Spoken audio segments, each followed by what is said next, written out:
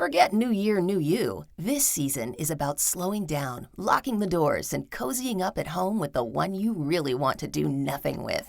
Your dog. After the holiday chaos, those quiet nights with a blanket, a podcast, and your pup feel like the reset you actually need. Ollie helps make those moments easier with fresh protein-packed meals made from real human-grade ingredients, so your dog can enjoy some quality comfort food too. Choose from 5 recipes and get a personalized plan for your dog's needs. Meals arrive perfectly proportioned with a scoop and storage container, so serving is fast and mess-free. And with Ollie's in-app on-demand health screenings, supporting your dog is easy, ensuring more cuddles for many years to come. Visit ollie.com/truecrime and use code TRUECRIME for 60% off your first box. A few days after Halloween, on a chilly afternoon in 2007, 11-year-old Jody Perrick got on a silver bike in southwest Michigan and rode to a friend's house less than half a mile away. She never returned home for dinner. According to reports, her mom thought Jody might have joined a friend at an evening Girl Scouts meeting without telling her. But when it became clear that she hadn't gone to Girl Scouts, Jody's mom reported her missing. The search began in Constantine, Michigan, a quiet blue-collar working farm town. The following audio is from an interview the police conducted with Jody's mom, and you'll hear this throughout the episode. I went back home and I told my husband that I didn't know where she was. I was going to go look for her. So then I started driving around looking for her because I'm thinking she's out going for a bike ride. So I'm like driving around the blocks, seeing if I can see her riding her bike somewhere. And I end up driving where I know she wouldn't even go. And I'm like, she's not nowhere. And I'm driving by houses looking for her bike, like in the yard or something. And then I went to the police station because I couldn't find her. The officers asked her about a man named Ray McCann. Ray McCann, a married father, was a volunteer reserve police officer in the Constantine Police Department. As a reserve police officer, Ray patrolled around town and provided security for local parades and festivals. He would later say that being a reserve was the same as being a full-time regular officer.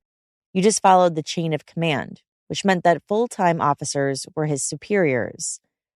Ray wore a uniform and carried a gun, just like any other officer on the force, in a town where violent crime was rare. Lately, though, he had been on leave because he had been dealing with vertigo that was so dizzying it landed him in the hospital. For his day job, Ray worked at a company building mobile homes, but he had always wanted to be in law enforcement. Most people in the town of only 2,000 knew who Ray McCann was. He had lived there all of his life. His dad was a longtime coach who built the original baseball diamond in town and was the first sanctioned Little League president in Constantine. Sports ran deep in the McCann family. The town of Constantine had rooted for Ray, who was a sports star in high school. Ray was an all-conference high school football player and went to state for wrestling. Now in his 40s, Ray coached kids in baseball, football, and wrestling, earning the reputation of coach. At home, Ray lived with his wife, stepson, and son. Ray and Jody's mom knew each other. She had once dated Ray's brother and was friends with Ray's sister, according to the Kalamazoo Gazette. Jody was good pals with Ray's niece, and Jody also reportedly had an elementary school crush on Ray's son. On November 8, 2007, Jody's mom was growing more worried. She stopped by Ray's house to see if Jody was there around 7:45 p.m. When she got there, Ray was in his pajamas. Ray promised to help her look for Jody. First, though, he got permission from Constantine police officer Marcus Donker, since Ray had been on medical leave.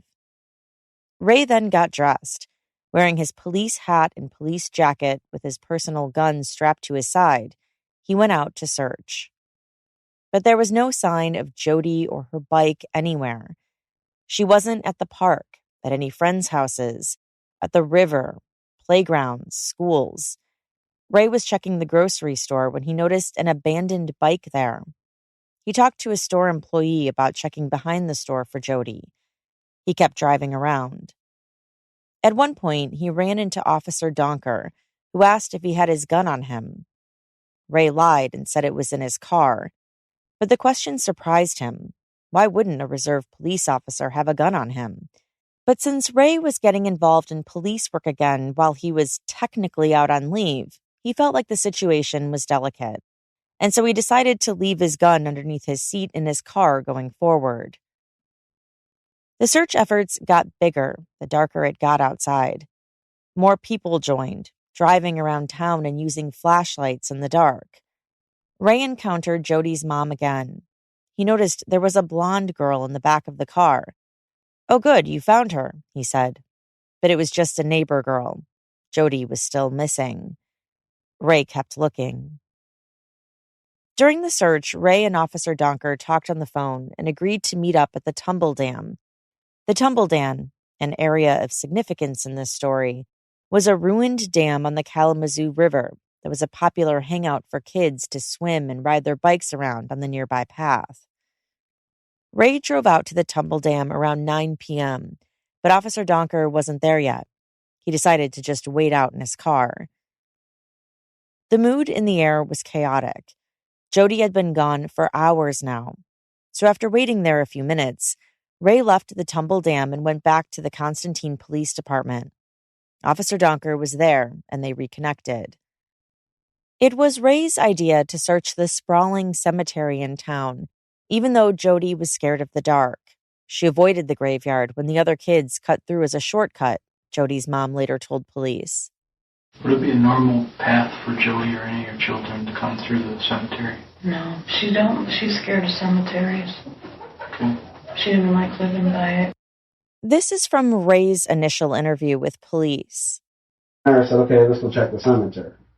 Why did you say that? Because we checked everywhere else. It's hard to search a cemetery by yourself. It's not like an open field where you can see all around you. Even with a flashlight or under the moonlight, the tombstones create shadows. And so the search group ventured out to the cemetery, Jody's mom and Ray among them. It was around 10:30 p.m. at this point. Jody's mom saw the reflection from the lights from Jody's bike first. The bike was propped up against a headstone. Then there was Jody's black sweater, illuminated by the flashlights in the dark. She then saw her daughter's body under an oak tree. Ray heard the screams as he reached her, arriving in time to see Jody's mom holding Jody's body. Jody's mom later described the worst night of her life. She said she thought maybe Jody was just hurt at first and couldn't get up, but she didn't move. And that's when she knew her daughter was dead. Hey, I'm sorry about some questions that I may have to ask you, okay? Gotta ask them.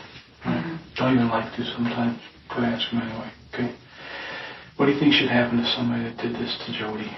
What would you want to happen to them? You can be painfully honest with me. I would be honest.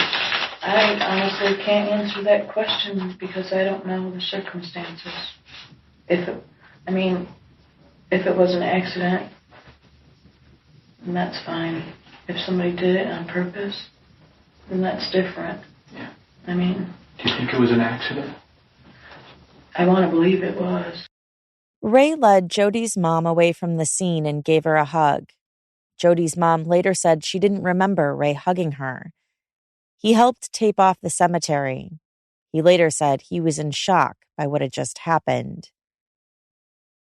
The mystery of who murdered Jody Perrick lasted a decade in the small town of Constantine, Michigan. And the story ends in a courtroom with a trial, but it's not the kind of trial you might expect. This story has so many twists and turns that today's episode is part 1 of 3. This is Jillian in partnership with Law and Crime. You are listening to Court Junkie, episode 285, part 1. The last day of Jodi Perrick's life wasn't just another Thursday. For a fifth grader who was starting to grow up, there were pivotal moments happening in her world. After school, Jodi asked Ray's son, whom she had a crush on, if he would be her boyfriend. He turned her down. And then there was a friend who Jodi had a falling out with. She stopped on her bicycle to apologize, and the two friends made up. But no one had anything bad to say about Jodi in police interviews. She was just lovable, outgoing, smart, and cheerful. Blonde-haired, grinning Jodi was a good student and a leader in class. She was popular. She was nice to everyone, and everyone was nice to her, one kid recounted.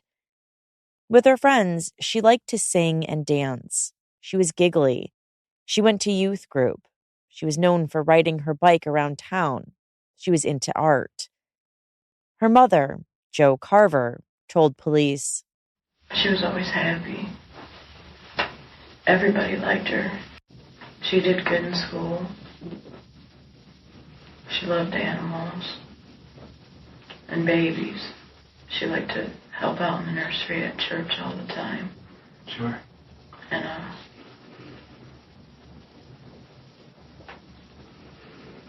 she had lots of friends. By all accounts, Jodi was loved by her mother and brothers who protected her, even if they sometimes picked on her like siblings do. The men in her life, her father and her stepfather, appeared to be less positive influences, according to details gleaned in nearly 3,000 heavily redacted pages of police reports. In media interviews, Jodi's mom, Jo Carver, often described her daughter as both a princess and a tomboy, the girl who wanted to be a cheerleader but was dominant at basketball. Jodi liked to dress up and look pretty, but she was just as likely to play football with her two older brothers. Jodi was still a kid, but she was growing up, too. She straightened her curly hair and became interested in boys. She even wrote one boy a love song. She told people she wanted to be a cosmetologist when she grew up. Jo was convinced her daughter knew her killer. She was tough, and I know if she had a chance, she fought back. She was tough. Tell me about that. Tell me about her being tough. Well, she's got two older brothers, and I never let her go anywhere. So she always said, you never let me go anywhere. They get to go places. I'm like, they're older than you. So their friends would always be at our house. So she was like, always had boys to play with. And they'd be wrestling and playing football. And she wanted to play football. She's like, no, I want to get on the football team. I'm like, no. So I've seen her get mad at her brothers. She likes to scratch and pinch with her fingernails and pull hair. She'll kick you, whatever, when she's mad. I mean, she didn't do it very often, but I know if she had a chance to fight back, I know she did. Jo described how everything around her got lost after she found Jodi dead in the cemetery. The police report said, when the paramedics instructed her to put Jodi down because they were trying to shock her, she was still touching her leg. She did not want to stop touching her. She was instructed to get behind the police tape. It wasn't until this instruction that she even knew that the police tape existed. It wasn't until this point that she even noticed that an ambulance was there. She didn't know at that time who had called 911. Investigators looked for clues in the physical evidence. You are aware that there's numerous amounts of investigators out there right now, right? You know that the FBI is out there, the state police, us, the county, the detectives, Constantine. We want to find whoever did this or find out what actually happened. You know that, don't you? Mm-hmm. Okay. Perhaps the most important clue was male DNA found on Jodi's body and clothes. The crime was sexual in nature. Her shirt and bra were found lifted up, and there was unknown male DNA on her breast and from blood on her sweater collar. Constantine was far from the beach, and it was fall in Michigan. You wouldn't want to go barefoot this time of year. But strangely, Jody, who was found fully clothed and wearing her shoes and socks, had sand between all 10 of her toes and in both of her shoes. What appeared to be a tire impression and a shoe impression were left in the dirt near Jody's body. But in all the chaos, a police officer stepped on the tire mark. What was left of it was photographed for evidence. Investigators had several theories guiding them during their investigation. Jody must have known her killer. She hadn't died in the cemetery, but had been dumped there to be found. And she had been restrained by handcuffs during her abduction. 1,400 tips poured in from the community as residents were on edge. 150 men and boys' DNA was taken in order to look for a match. Kids stopped cutting through the cemetery as a shortcut. There were young people too emotionally devastated to go to school. One kid reportedly broke down and cried in the school bus. And in a small town, everyone seemed to be talking. Some blamed Jody's death on a game that kids play, where they tie each other up or handcuff each other and then choke each other out until they pass out. The person who reported this tip had never actually seen any kids play this. It appeared to just be a rumor. Some people thought one of Jody's family members had something to do with it. In heavily redacted police records, some raised suspicion about Jody's stepfather, who was called a hothead, and her biological father, who had been in prison most of Jody's life. Rumors spread that she had been killed over drug money owed by one of the adults in her life. If somebody did accidentally do this, and you knew something about this, would you come forth and tell us? Yeah. If it was an accident? Yeah, if it's somebody close to you. Even if it's someone that you know? If I knew, and it was an accident, and I knew before any of you guys even knew or whatever, I'd be in jail right now. If somebody told me they did it, no. Would you suspect anything from anybody? No. You have any inklings at all? No. You know what I mean by that, right? Yeah. The slightest twinge that make you think somebody did it. Not even the slightest twinge. Never had a problem with anybody that said, I'll get you. Pay you back. No. Does anybody, or you owe anybody money? From whether it's living debt, I don't even care if it's a drug debt of who knows. If he has any drug debts, I don't know about it. Has he had drug debts in the past? When he was doing crank, he probably did. I mean... Do you know about him? I know one time we were at the gas station and this lady said something to him that he owed her $30 or something, and I'm like, who's that? And he said it was from when he was doing crank. So I don't think if he owes anybody any money, I don't think that would be enough to kill somebody for. I mean, I know I don't. The police reports hinted at family drama, since Jody, who by all accounts was a happy kid, came from a broken home and had moved around a lot growing up. Her family had sometimes struggled to make ends meet. Joe said they were behind on their rent. Some pointed to a friend's home where earlier that day Jody had been playing. The friend's dad eventually went to jail 4 years after Jody's death for a sexual crime against another child. Could he have done something to Jody back in 2007, too? A jailhouse informant claimed he had heard his cellmate admit to killing Jody. Police later said they had to sift through the false confessions. Others blamed the Mexican mafia. Something frightening had happened to Jody right before she died. Somebody wrote the word bitch in pink highlighter on her bedroom wall. More on that later. A kid in her school was a bully and also reportedly killed small animals. Could it have been another child who hurt Jody? A white van driving by the cemetery could hold clues, others believed, and so could a burgundy pickup truck seen driving in the graveyard. Some people in town paid attention to who was crying and who had dry eyes at Jody's funeral. Gossip and rumors and fear circulated around Constantine and beyond. Jody's murder was making national news.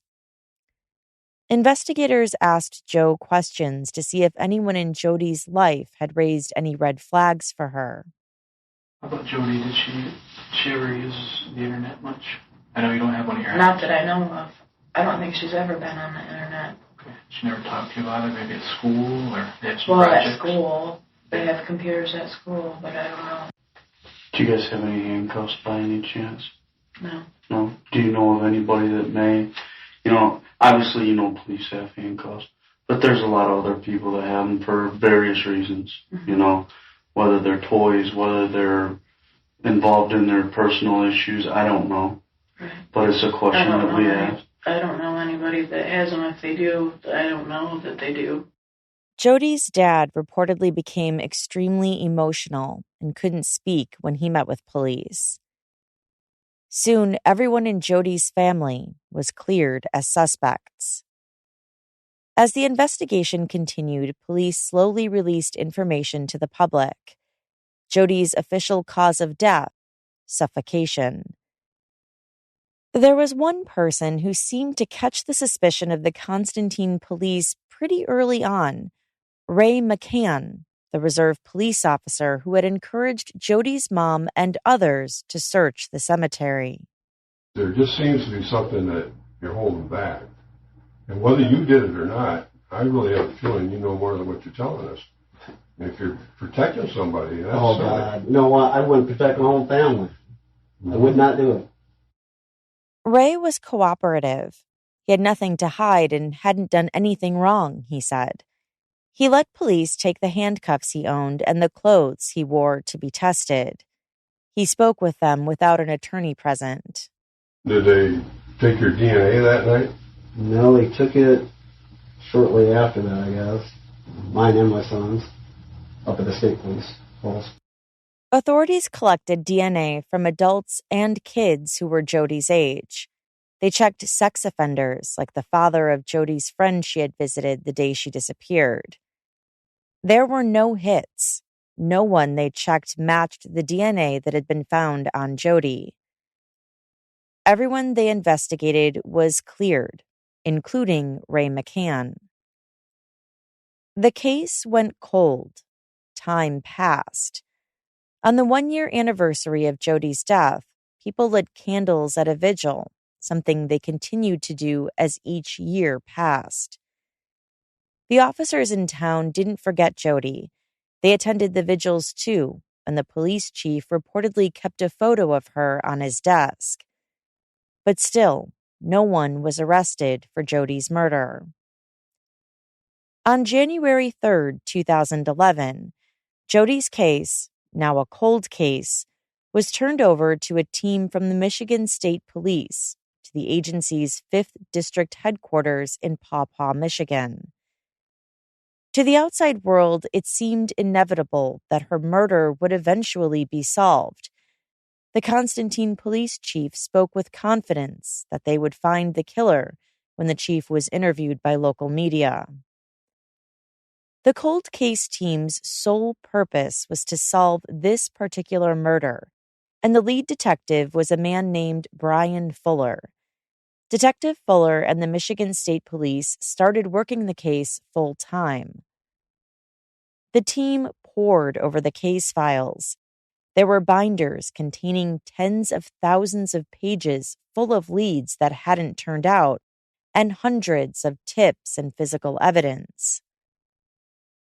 The investigators also had multiple DVDs of witnesses and suspects to review, and a recreated cemetery.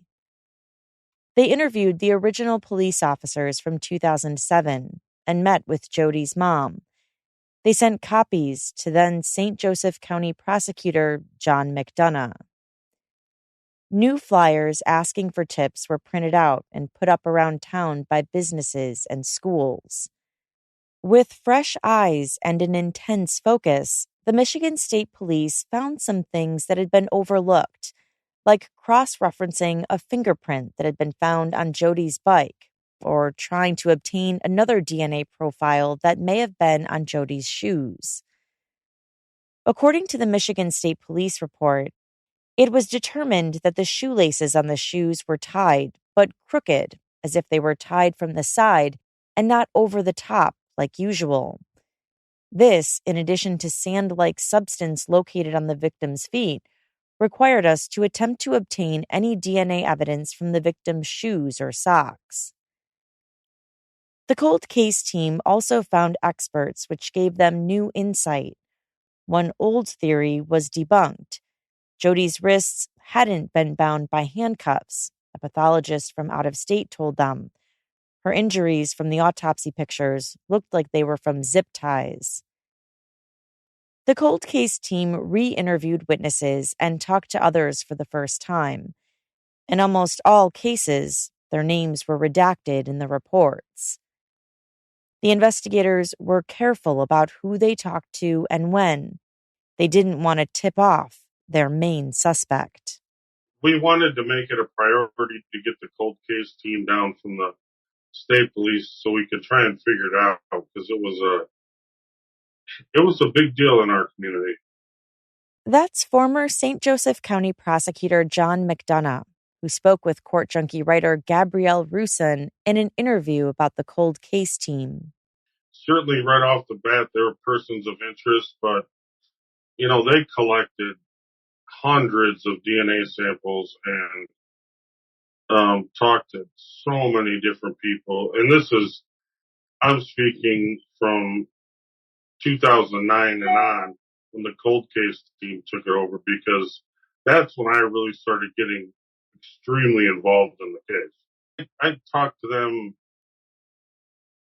if not daily, 2 or 3 times a week. I talked to them a lot. And we were running things past one another. And, honestly, we were trying to get things figured out. What was the hardest part in the police investigation? The toughest thing was forever we didn't have a DNA. We had DNA from her body, but we couldn't match it to anyone. And there were some suspects that just wouldn't go away. Tell me more about that. Was Ray a suspect early on, and who were some other possible suspects that?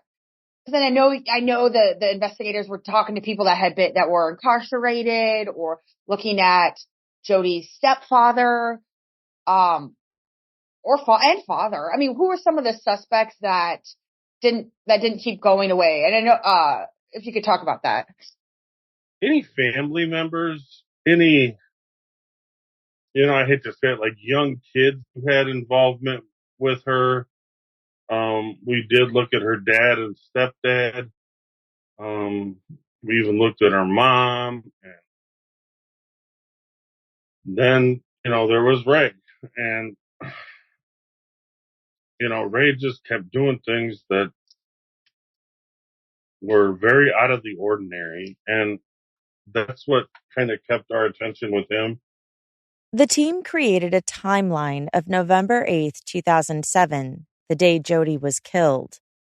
She had gotten home from school at 3:15 and then went to visit a friend.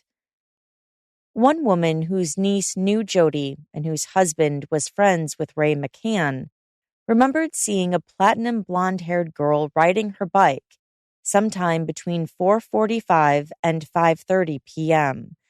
The girl was going east and was alone. She rode fast. The woman recalled sitting on her couch and watching the girl riding outside from her front window. The girl seemed like she was late and was going to be in trouble. She looked like she was riding a boy's bike. The woman forgot all about the girl until she saw Jody's picture on the news. Without a doubt, she knew it was Jody she had seen. By 6 p.m., the temperatures dropped to the 40s. Jody's death was estimated to have occurred around 6:30. By 7:30, Jody's mom reported her missing. At 8:08, Jody's mom stopped at Ray's house looking for her. The cold case team interviewed a woman who lived on the west side of the cemetery. She said she once heard a fight there, and that if somebody had screamed on the night of November 8th, 2007, she would have heard it. But on the night Jody was killed, the woman heard nothing suspicious. It was quiet. She remembered seeing kids riding their bikes through the cemetery and cars driving by earlier in the day, but she couldn't pinpoint any specific details that amounted to much.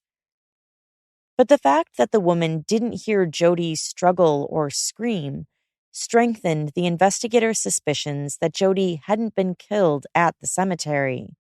They believed she had been deliberately put there to be found.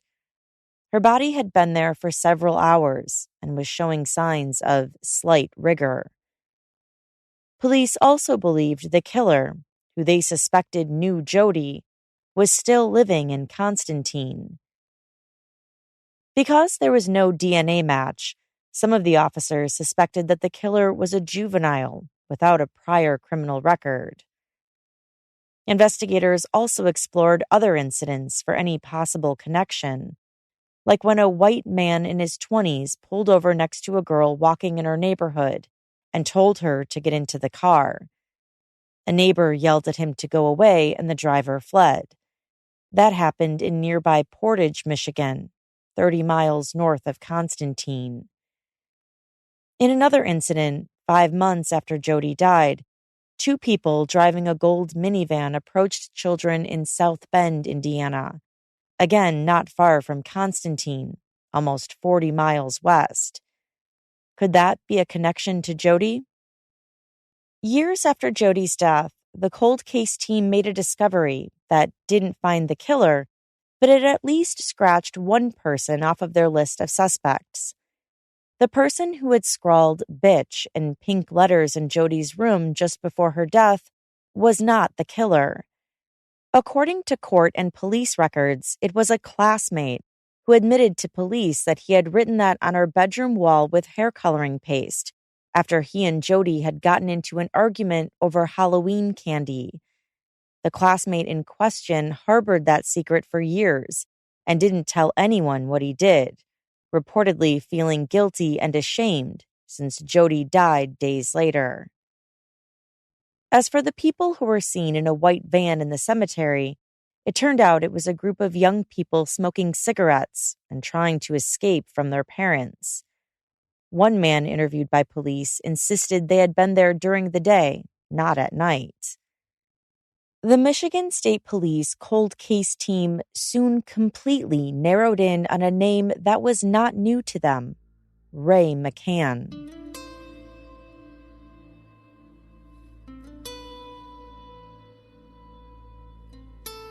I believe that Ray brought everything on that happened. Former St. Joseph County Prosecutor John McDonough explained why Ray's name kept coming up. The night it happened, and, I was too unassuming at that point to really notice it, but he was acting strange that night. He acted overly emotional at the funeral.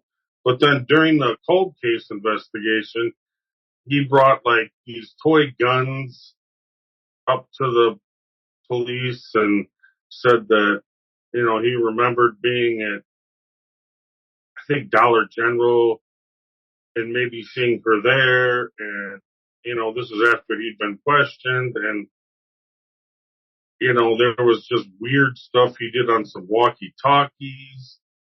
And, his DNA was not there. We knew that, but he just kept being some weird person of interest. And then, the stuff when they were searching for Jody, he was the one that kept pointing them to the cemetery, them being the police. And that was very odd to everybody too. So, and these things they were hard to shake. It just kept lingering with you, it sounds like, or linger with the police investigators. Yeah, lingering with all of this. Leading up to this point, Ray had been polygraphed several times. According to the Kalamazoo Gazette, he either failed the polygraph or the results were inconclusive. Investigators told Ray he was the only one who had failed. You need to be eliminated. I want to be eliminated. Because, it's just it's... Well, let me ask you. You're the only one that's flunked the polygraph, okay? Yeah, You flunked okay. the rule. Yeah. What happens if I do again, Like I told Lon, I said, do I need to get a damn lawyer? Because I'm not I'll going to just jail. take you in the back room and beat it out. Well, do it then. Beat me up now. I told him, I said, damn, I'm not going to jail for someone else's bullshit, Well, polygraph doesn't mean we take you to jail. Well, they beat me up or something. Take a nightstick to me. No, but seriously, we have to eliminate. We've got so many tips and so many people too. It's a process of elimination. I know. My wife. I remember when I took the polygraph. My wife, she's in the other room talking to other officers, and they had asked her what's bothering him. Yeah, there's strange things going on with you in our eyes, and we have to get it straightened out. One person who knew Ray wasn't surprised that he did poorly on the polygraph test. They told police that Ray freaks out about everything. The unidentified person didn't think, not for a minute, that Ray was involved in Jody's death. One of Ray's longtime school friends told police Ray was always a community guy. He had stepped up and was active with kids and with sports. He worked hard. Maybe he said off-the-wall comments sometimes, but he had a good sense of humor and was entertaining, the friend said. But other police officers, Jody's family, and even some of Ray's own relatives questioned his behavior, from why he was in bed so early on the night of Jody's death to how he acted during the search and at Jody's funeral. There was speculation and gossip going around the small town. The cold case team obtained a search warrant to look at Ray's cell phone records, and they pulled his marriage and divorce records to learn more about his personal life. They learned that when he joined a nearby town's police department reserves in 1998, he hadn't been issued handcuffs. The pair of handcuffs police confiscated from him after Jody's death had been a present from another officer and hung in Ray's front closet on his duty belt. On May 11, 2011, Michigan State Police interviewed Ordnance Officer Roger Stanfill at the Three Rivers Police Department. Roger told them he was growing suspicious of Ray. The two men had met in Constantine, connecting over music. Ray worked for Roger's DJ business.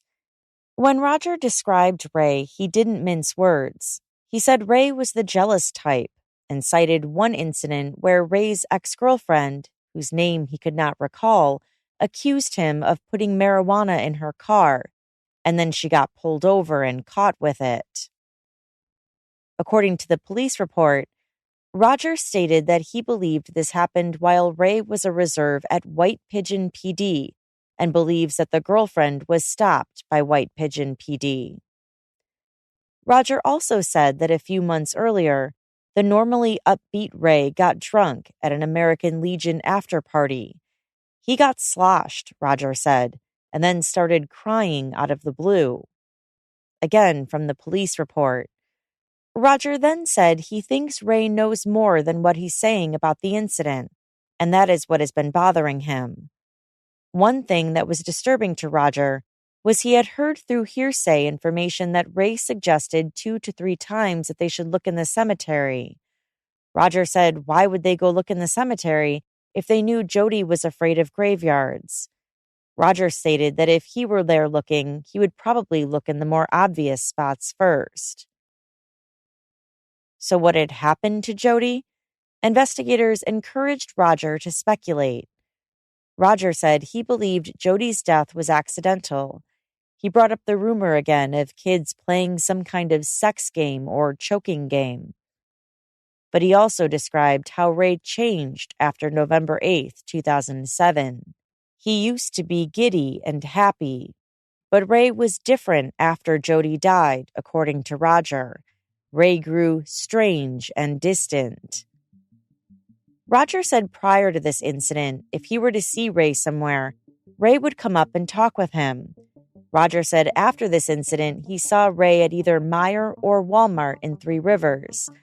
Ray saw him but turned away and would not talk with him on purpose, which Roger thought was odd. Roger said Ray had also appeared to have aged a lot in his eyes as well as his face. Roger said Ray looks a lot older since this incident occurred. Jody Perrick's mom, Jo Carver, fell on hard times, she told police in 2011.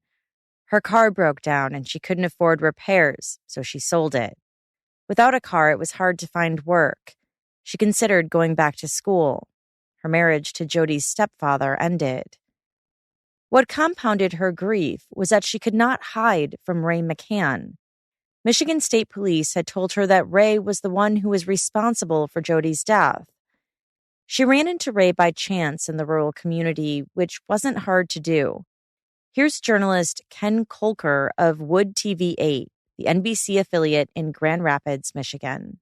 Ray was living in another town, and Walmart's outside of Constantine. I can't remember exactly. There's no Walmart right in Constantine, but it's outside of town. But it's one of those places that, attracts people from all those little towns. So, Joe Gilson happened to be there with her sister, and all of a sudden there's Ray McCann walking across right in front of them. Jo expressed her frustration over the years to the lead detective in the case, Detective Brian Fuller. In his report, Detective Fuller wrote, she was tired of sitting around waiting for Ray McCann to be dealt with. She advised that his story had changed so many times since this investigation began. She states that she believes Ray McCann is the person who put Jody in the cemetery. She also would not doubt that she was killed at his house. Jo also described multiple incidents of Ray's suspicious behavior. When Ray helped search for Jody, for example, she said she never saw him leave his truck. The cold case investigators didn't think that was true, since Ray had been reported by somebody else walking around a construction site with a flashlight. Also, at the cemetery, she said Ray held a notepad, and she noticed that his hands shook. Then, at Jody's funeral, he cried like it was his own child who had died. Another woman remembered seeing Ray break down in the cemetery when Jody's body was found. She told police she found his behavior suspicious. The only thing she perceived as odd was that Ray McCann was crying uncontrollably at the cemetery, Detective Fuller wrote. She knew that police were not heartless, but for him to be so emotional seemed out of the ordinary, given his lack of connection to the situation. She did learn that Ray McCann had informed somebody that the reason he was so upset was because he failed his mission. The day of the funeral, Ray McCann was so distraught, people had to hold him up. Ray said the same thing when he was interviewed by Michigan State Police. He said on the night Jody was murdered, he felt like he had failed as a reserve police officer, protecting his hometown. I watched the video from the cemetery when she was buried yesterday. You took that pretty hard. Yeah, I did. You took it harder than some of the members of the family. I find that weird. No, it bothers me because basically we failed our mission, we didn't find her. And then we didn't realize it was going to end up like it did. And then this thing, that still haunts me. Well, I didn't see Donker breaking down. Maybe it's just... I'm from this town. You're from the south? This town. So you think there's everybody there just about was from this town. I didn't see anybody breaking down like you did. We just found that kind of odd. It bothered me to the max. And it still bothers you. Oh, yeah, it does. I always think, what if it was one of my kids, Over 6.5 years, Ray was interviewed for 22 hours by Detective Fuller and others in law enforcement. Sometimes the interview was done at the police station, other times at Ray's home. Once, Detective Fuller brought a 6-pack to Ray's apartment. Ray never had an attorney with him. "I want this thing solved. It's been hell," Ray said during one March 11th, 2011 interview. Meanwhile, the suspicion was having quite a toll on his life. He and his wife were fighting. His friends stopped hanging out with him. His career in law enforcement was over. He also lost his coaching privileges. The town had turned on him. It was terrible. At the time, there was articles in the paper. It was like the whole town turned against me. I ended up losing all my coaching jobs. I worked with the school. I wasn't allowed to do that no more. Worked with kids all my whole life, and it just came to a stop. And that was another thing that was hard to comprehend. My whole life was sports with kids. And after all that happened, when they took it away from me, I didn't know what to do with myself anymore. Like I told everybody, I says, I wasn't a prisoner. I was a hostage, and what they did was completely wrong. Detective Fuller and Ray's conversation was documented in the police report. Detective Fuller asked him how he was dealing with everything, including losing his reserve police officer job. Ray said he thought about it a lot. He said it hurt him more because he always wanted to be a police officer, and now he would probably never get the chance again. He said he thinks that's what hurts him the most. He said nobody from the police department apologized to him and that he wished he could return to work for the White Pigeon Police Department nearby. Quote, "But with all this going on, he knows nobody is going to take him." Ray said it sucks. Detective Fuller may have seemed like a sympathetic ear in the recordings, but he was not a friend offering support. He was investigating a murder. Detective Fuller wrote, "I informed Ray McCann that when all of this shakes out, I was confident that maybe he would have a chance to pursue his aspirations of being an officer. It should be noted that this statement was made only to see what kind of response it would get from him." McCann replied, "After all of this, you really think so?" I responded by saying, "Well, when the real killer is arrested." And McCann replied, "Yeah, but because of all the crap I went through and all the rumors, you think someone is going to hire me?" McCann said he hopes so. It's his passion. About a month later, on April 19th, 2011, Ray was interviewed again. Again, he was asked to describe what he did the day Jody died. Ray said he had been home all day. His kids came home from school around 3, and he took them to the dollar store to buy laser guns. The cold case investigators noted that Ray's son, when he was interviewed 3 years after the murder, hadn't mentioned going to the dollar store that day, but Ray's wife remembered them going. Ray went on. The kids came back and Ray chopped wood and made a fire in the fireplace and watched TV. His wife made dinner around 6. Ray helped his son with homework after dinner. It was a normal evening until Jody's mom showed up, asking to speak with Ray's son, who went to the same school as Jody. Ray drove around searching for Jody that night. A bike caught his eye outside a food mart. He thought he might have alerted Officer Donker about it, but he wasn't sure. Ray checked the dollar store, the baseball fields, the football fields. And then Officer Donker either called Ray or Ray called Officer Donker. Ray couldn't recall 3 years after the fact. But either way, Ray was supposed to meet him at the Tumble Dam path to search for Jody. Ray said he went there, but Officer Donker didn't show up. He waited there for a few minutes and then called him, and they decided to meet up at the police department instead. Detective Fuller asked Ray, had he been in the cemetery before the time when Jody was found? Ray stated that he knows he and Donker drove by there to get gas. This did not happen, according to Donker, and will attempt to be confirmed through credit card transactions from the village of Constantine, Detective Fuller wrote in the police report. Then, quote, McCann stopped his sentence and was silent for a considerable amount of time. I explained to McCann that it would be explainable for him to have been there earlier and could have just not located Jody. I explained to McCann that other people have admitted that same possibility. I told him if he did and feels bad about saying so, it would be okay. He said, I don't remember going through there. I don't think I went through there. I don't remember going through there. I really don't. He was silent again. I asked him if he could be certain one way or another, and he responded by saying, I don't think I did. He then asked me if somebody thinks he dumped Jody there. I told him that had not been suggested. He said he does not remember if he went through there, referring to the cemetery, but does remember he and Donker driving over there by the gas station. Ray asked Detective Fuller in this interview if he was a suspect. Everyone is a suspect, Detective Fuller answered.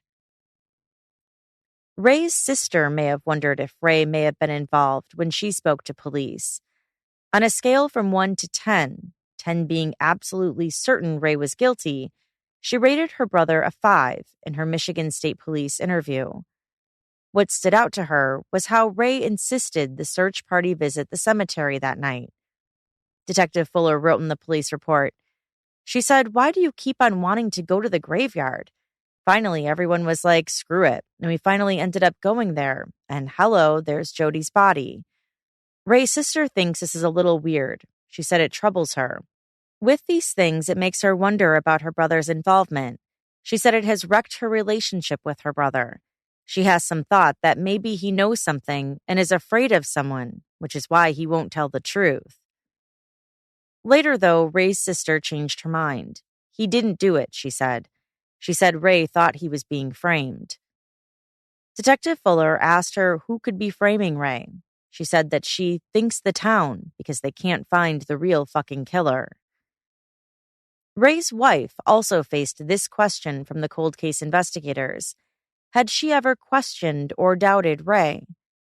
She admitted that the police report she reviewed raised some concerns, according to the police report containing her interview. But she also believed he was innocent.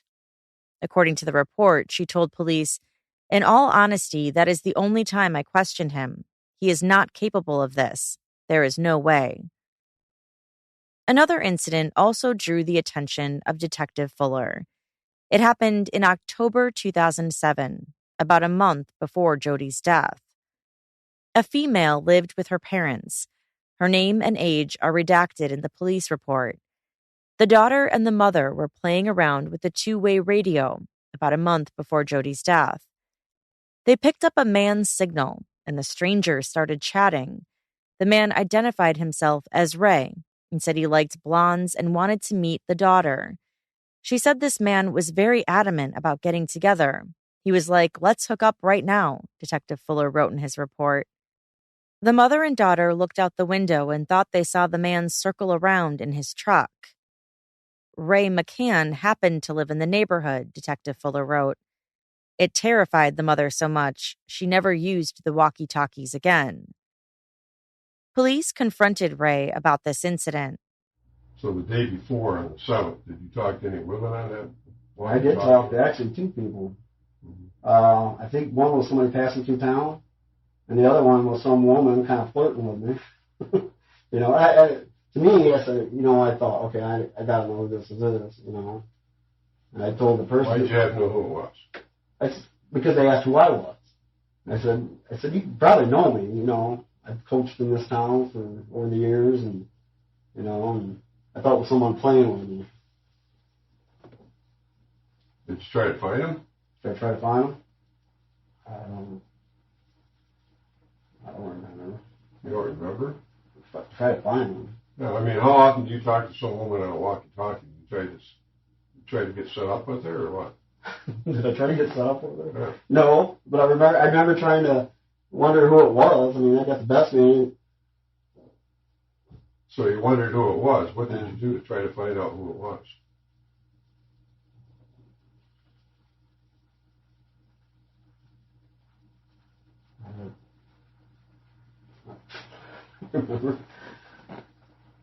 Did you ask her where she lived? I might have. I remember at the time, I just, you know, I felt like someone was messing with me, someone that knew me, you know. I don't, you know. So you don't remember if you drove around trying to find her? Seems like I'd remember something like that. I might have. Unless I did, yeah, you do it all the time. Do you do it all the time? No, I don't. You know, I remember going to the store. If I would have drove by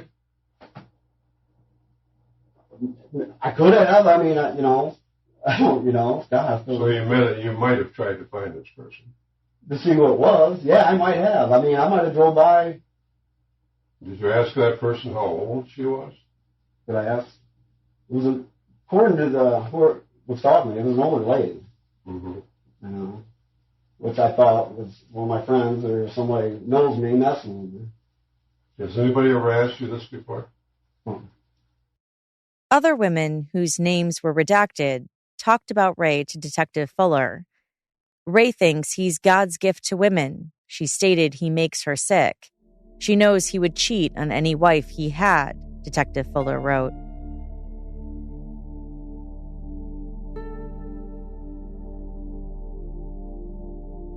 Three and a half years after Jody's death, Ray McCann gave Detective Fuller something he felt cleared his name. It was June 1st, 2011. At lunchtime, Detective Fuller met Ray in his driveway, and Ray pulled out some packaging for the laser guns he said he had bought his kids on the day Jody went missing. I obtained the property and immediately noticed how great of shape they appeared to be, given they were 3 years old, Detective Fuller wrote in his report. He asked Ray why he had saved the packaging. He said that after shit started to go down, he thought that they were pointing the finger at him, Detective Fuller wrote in his report. He said he wished he had the receipt. He then made the statement that he wished we could get all of the phone conversations of everything that was said. I then advised McCann that cellular phones will show us exactly where everyone was located and at any specific time. This is not an accurate statement, but was used as an investigative tactic. Detective Fuller believed Ray had kept the laser gun packaging as an alibi to prove he had been to the dollar store. But there was no receipt, which would have pinpointed exactly what day and what time Ray had made the purchase. It should be noted that Ray McCann knew that he had become a focus of this investigation as early as November 8th, 2007, or early morning hours of November 9th, 2007, when his vehicle, clothing, and handcuffs were seized as evidence, Detective Fuller wrote. As it would turn out, Michigan State Police already had strong evidence that showed Ray had indeed bought the laser guns like he said he did in Constantine that day. The corporate Dollar General looked at the UPC codes of every item sold in Constantine, and sure enough, 2 laser guns were purchased. When Detective Fuller and Ray spoke this time, Ray's life had gotten worse. He was living in his garage. His marriage was on the rocks. 8 days later, Ray rode in Detective Fuller's police car to recreate the route he had taken while searching for Jody. During that drive, Ray confided in him that he was a mess and that he had lost everything. Detective Fuller asked him if he was a religious man, and Ray said that he did believe in God. Ray said he and his son prayed regularly. Ray told Detective Fuller that he believed police would come back on him because they couldn't find Jody's murderer. Detective Fuller wrote in the police report, "I asked him what was the worst thing that has happened to him regarding this case. Ray said getting the finger pointed at him. I asked why the finger was pointed at him in the first place, and he said he was only guessing, but because he had guessed the cemetery, that's why. He believes that must have come from Donker. He said Donker ruined his life. He thinks he would still be at the police department. He thought that maybe once this is over, he and Donker could sit down and work it out. I asked him at what point did he feel that he was the focus of this investigation. He said another point was once he was back at the police department and they wanted to ask him some questions. McCann figured it was just routine. When the detective read him his Miranda rights, started asking him questions, and was told that a guy was coming to take a picture of his hands, it clicked. He believed he was a suspect then. Detective Fuller asked Ray if anybody ever directly accused him. Ray said not to his face. I asked him if he took a polygraph because he was a suspect, and he said, "I think so," Detective Fuller wrote. He then told Ray the person who killed Jody hadn't been a stranger. Then Detective Fuller watched Ray's face. Ray McCann was as nervous as I have ever seen him, he wrote. His breathing changed. His whole demeanor changed, and it was incredibly obvious to me that he was very uncomfortable being there. By July 2011, the tension was building between Ray and Detective Fuller. Michigan State Police learned Ray had 2 cell phones. Ray was worried police were listening to his calls. Meanwhile, Ray and his wife were divorcing. His soon-to-be ex-wife told police that Ray had always seemed nervous before he went in for his police interviews. She shared where he stored special belongings and his police equipment. Investigators had always wanted to know, did Ray own more handcuffs than the one his friend had given him as a present? She did indicate her strong feelings for things essentially falling into place in regards to her husband, Ray McCann's involvement. She made it clear that a lot of things that did not make sense to her at the time of the homicide are now making sense to her, implicating Ray McCann and his possible involvement, the police report said. She did indicate that Ray does manifest ideas in his head, which he appears to live out, which are the opposite of what actually is transpiring in their lives. She did indicate that Ray would constantly believe that she was cheating on him, when in fact, he was the one who was possibly cheating. Investigators tried other tactics to get Ray to say more. Detective Fuller lied about key facts of the case. He told Ray police had scientific proof that he had touched Jody's body, that he was 7 meters away from her. Then the detective dismissed Ray's speculation that maybe he had briefly witnessed Jody dead in her mother's car when he passed by during the search and saw a blonde-haired girl in the back seat. Like I said before, that doesn't make you... I understand that. I know where you're going with that, but you know what? I did not put her there. And your people, whatever, can think that. But it's not a thinking matter. It's proven. Okay. There's nothing I can say against it then, because I didn't put her there. You can say that, but you know what? I did not put her there. Take your hat off and look at it. Yes. I believe in Jesus. Yes, I do. What does Jesus say about things that go wrong? What do you have to do? You know what? I don't know if you believe in God. I hope you do. But you know what? Someday we're all going to stand in front of Him, and you guys are going to find out the truth. You know that? You guys are going to find out the truth. I did not put her there. You know, one day we'll stand in front of the Lord. We'll all know.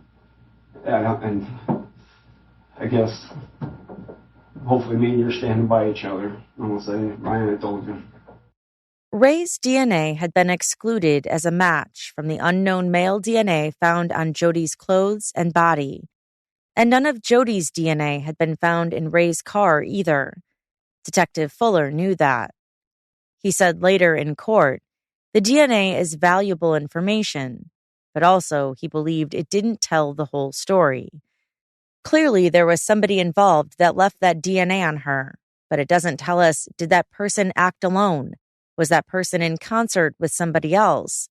Was there somebody else that the homicide may have occurred here and the body was later dumped there? Was there more than one person involved in that? He said.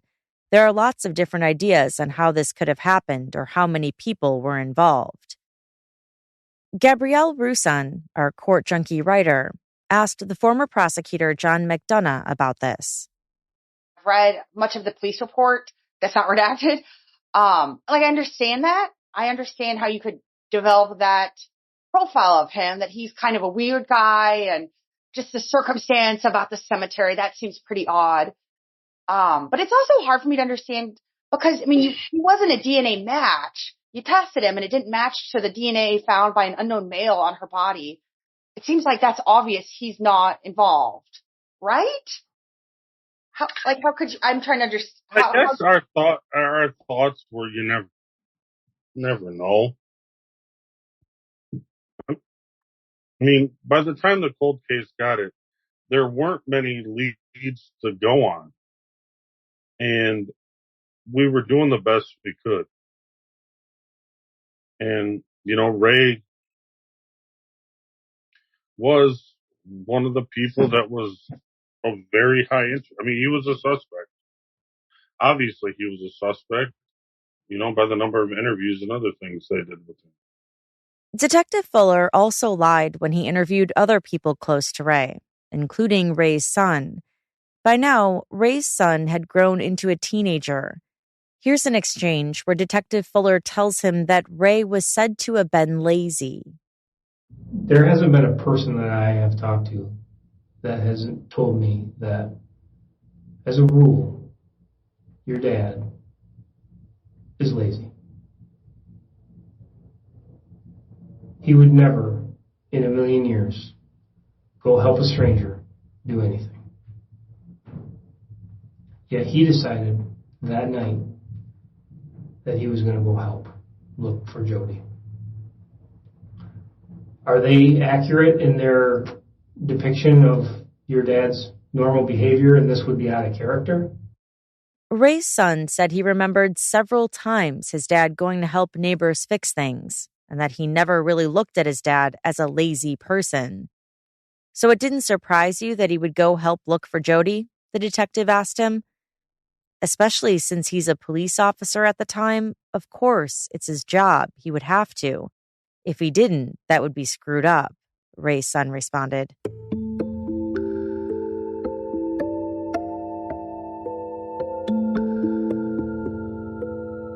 Ray McCann was back at the Constantine Police Department on July 28, 2011, 7 months after Michigan State Police had begun reinvestigating the case. The police said their investigation was nearly over. That was another lie. I'm not going to be the guy to be here to be your advocate anymore. They are going to take this case where it goes from here. And so now they're on harassment, huh? Well, I don't know if we call it harassment or not. Wouldn't you want to get to the I want to get to the bottom of this more than anybody. Right. And I believe you do too. Yeah. And where it goes from here is where you take it, as it relates to you. Ray was again asked to go through exactly what happened on November 8th, 2007, what he did, where he searched. He said he woke up in the morning between 6 and 7. The kids went to school and he made a fire as his wife was getting ready for work.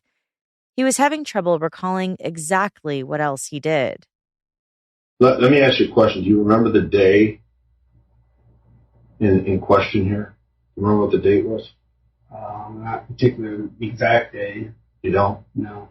Well, in November. November what?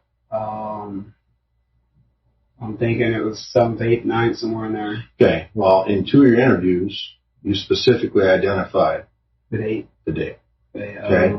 And the last polygraph you took, you specifically identified the date. So, usually when somebody cognitively begins to recall and experience something, they should pretty much be able to do that. Okay. So psychologically, you're very intelligent. I've listened, so I know that if we just start talking about it, you'll start remembering. I mean, that's human behavior does that. So I don't see that to be a problem for you. That's why we're discussing it when we start out. So initially you might, but it was November 8th. Okay. You got up, you made a fire. That's what you apparently were saying. The kids were getting ready for school. Your wife was getting ready for work. He said after the kids went to school, he probably got on the computer and then played on the PlayStation. He gave the same account as he had in prior interviews, including the dollar store run. The moment Jody's mom showed up around 8 o'clock, the McCann household was winding down for the evening. Ray said he had been watching TV and then put on his pajamas. She came in, talked to me for a little bit, asking me if we seen her daughter or did her daughter stop here. My wife came out and she talked to her too. And then were you right there when she talked to your wife? Yeah. What did she say to your wife? Well, pretty much the same thing. Asked if we seen her or if she came here. She told us that her daughter was missing. Okay. Was supposed to be at a certain time somewhere, I guess. Okay. So I grabbed my son and we had brought him down so she could ask him, and she asked him if he knew of any place she might go, a friend's house, or and he said he had no idea. I guess he walked partway home with her, and I think it was up to the stoplight, and then we all went their separate ways. Remember, Ray was off work from the police department because he had been sidelined with vertigo, so he got permission to get involved with Jody's search. He described the search and connecting with Officer Donker. Can we just talk a second about the Dollar General? Okay, what about it? You went to the Dollar General with your boys, right? Correct. And you went with them right after school, right? Correct. Right after they got home. I believe so. And you were there for how long? Enough to look around, buy them guns. What'd you buy? I don't know if I bought anything. What did you go there for?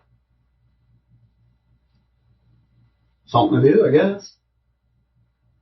Just something to do? Yeah. I mean,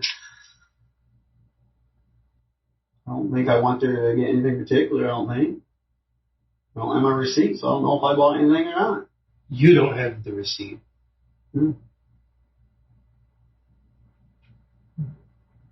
Just know that. Okay. What did you go there for? I don't know. I bought them boys the laser guns. Were those boys with you, Ray? Yeah. Yeah.